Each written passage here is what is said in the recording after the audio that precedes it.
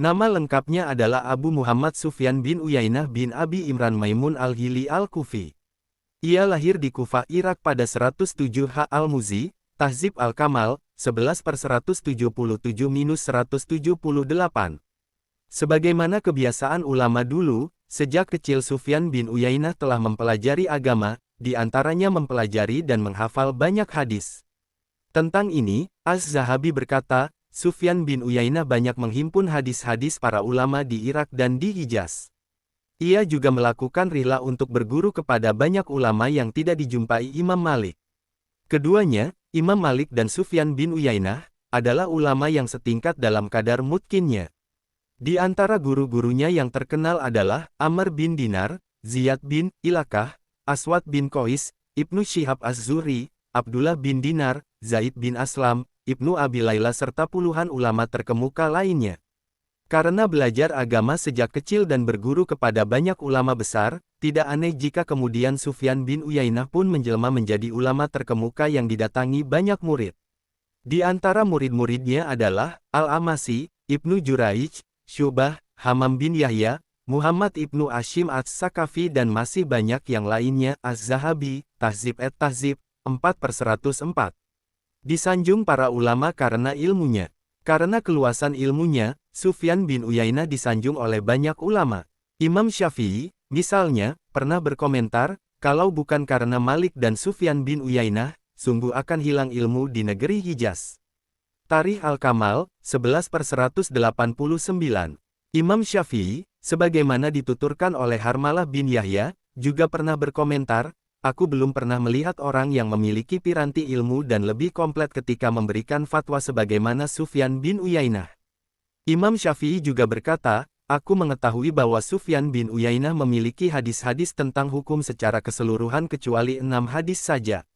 Kutemukan juga hadis-hadis tentang hukum-hukum itu dimiliki oleh Imam Malik kecuali 30 hadis saja. Tazkirah Al-Kamal, 11/190. Artinya, Sufyan bin Uyainah lebih banyak menguasai hadis hukum daripada Imam Malik. Tentang penguasaan Sufyan bin Uyainah atas hadis, Ahmad bin Abdillah Al-Ajali berkomentar, Sufyan bin Uyainah sangat hafal banyak hadis. Ia menghafal sekitar 7.000-an hadis dan tidak menuliskan hadis-hadis itu dalam sebuah buku. Abdurrahman bin Mahdi juga menegaskan, Ibnu Uyainah adalah orang yang paling mengetahui hadis di Hijaz. Az-Zabi, Siyar A'lam An-Nubala, 11/457-458. Imam Ahmad juga berkata, aku belum pernah melihat ada orang yang lebih pandai dalam bidang hadis melebihi Ibnu Uyainah. Az-Zahabi, Tarikh Al-Islam, 13/193. Bukan hanya menguasai dan menghafal banyak hadis, Sufyan bin Uyainah juga sangat teguh dalam mengamalkannya. Tentang ini Az-Zahabi berkomentar, Sufyan bin Uyainah adalah seorang ulama ahli hadis yang mengamalkan hadis-hadisnya. Az-Zahabi, Siyar A'lam An-Nubala, 8/446. Tidak aneh, Sufyan Ats-Tsauri, saat ditanya tentang Sufyan bin Uyainah, ia menjawab, Ibnu Uyainah adalah salah seorang yang sudah tidak asing lagi. Az-Zahabi, Siyar A'lam An-Nubala, 8/461. Bah bin Asad menambahkan, aku tidak pernah melihat seorang pun yang semisal dengan Sufyan bin Uyainah. Lalu ia ditanya, bagaimana dengan Syu'bah?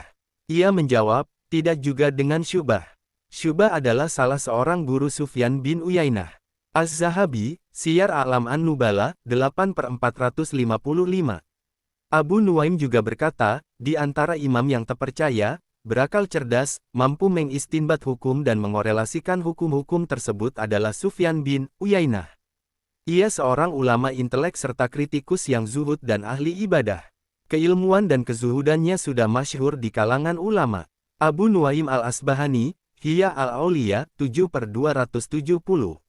Sebagai salah seorang ulama ahli hadis terkemuka, tentu banyak hikmah yang keluar dari lisannya yang mulia.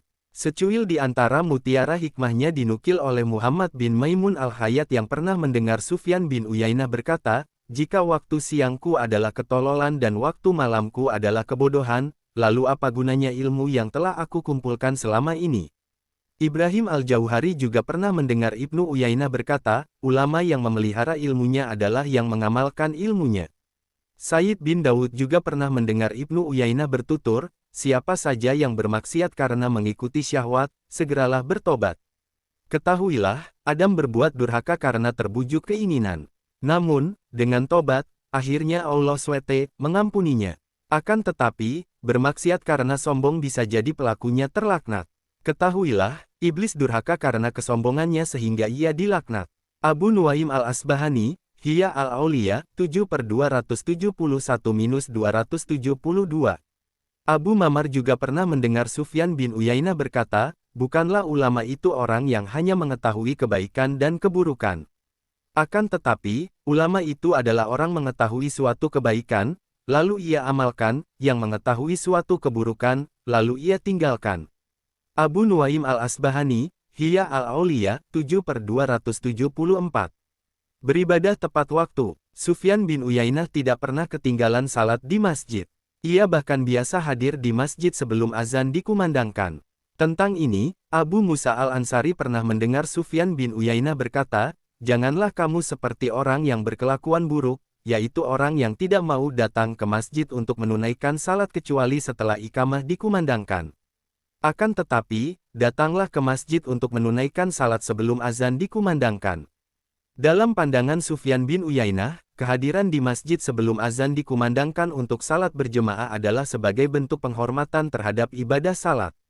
Tentang ini Abu Musa al-Ansari pernah mendengar Sufyan bin Uyainah berkata, di antara tanda-tanda orang yang menghormati salat adalah mendatangi masjid untuk menunaikan salat berjemaah sebelum azan diperdengarkan. Abu Nuaim al-Asbahani, Hiya al-Auliya, 7/284-285. Sufyan bin Uyainah wafat pada usia 91 tahun, tepatnya pada Syaban 198 H. Az-Zahabi, Siyar A'lam An-Nubala, 8/454-474. Semoga segala kemuliaan dan keutamaannya bisa kita teladani sepenuhnya. Wa ma taufiqi illa billah. Wallahu a'lam bishawab.